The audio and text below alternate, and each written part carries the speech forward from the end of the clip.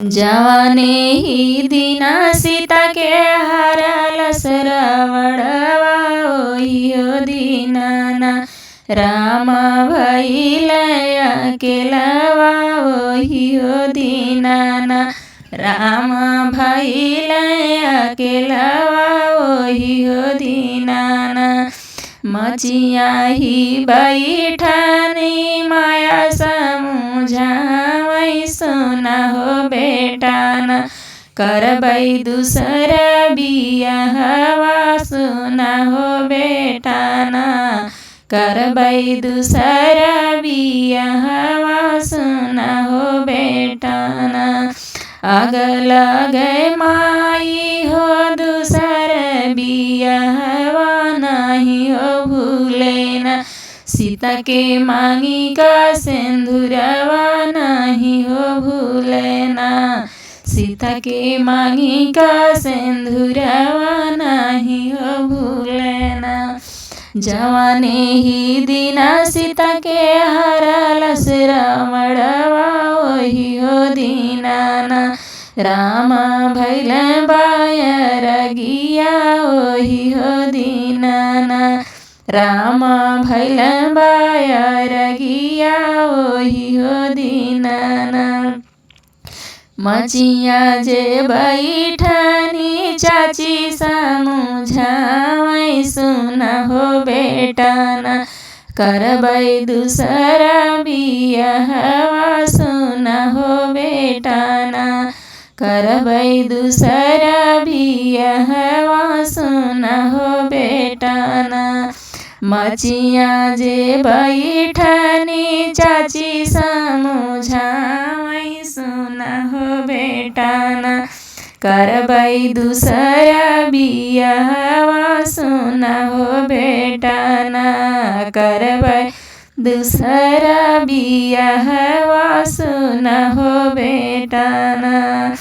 आग लगो चाची तोहरा दूसर बियाहवा नहीं हो भूलेना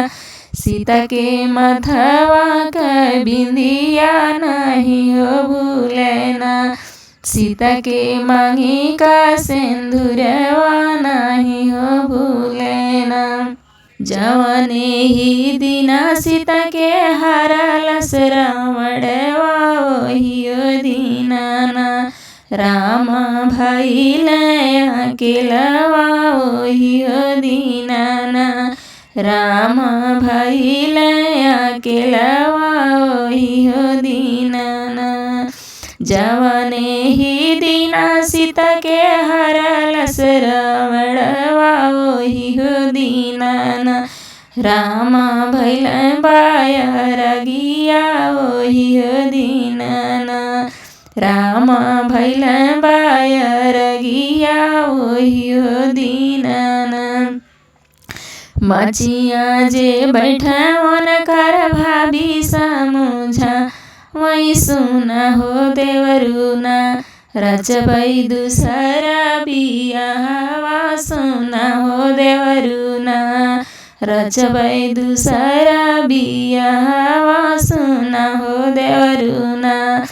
मचिया जे बैठावन कर भाभी समुझावै सुना हो देवरुना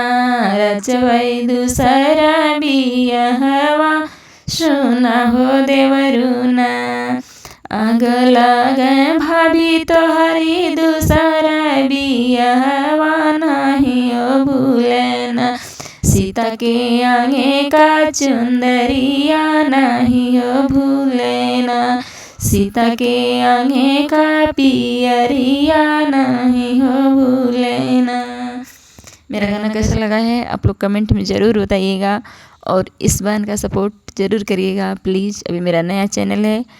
आप लोग सपोर्ट करें, आगे बढ़ाएं और इससे भी इससे अच्छा गाना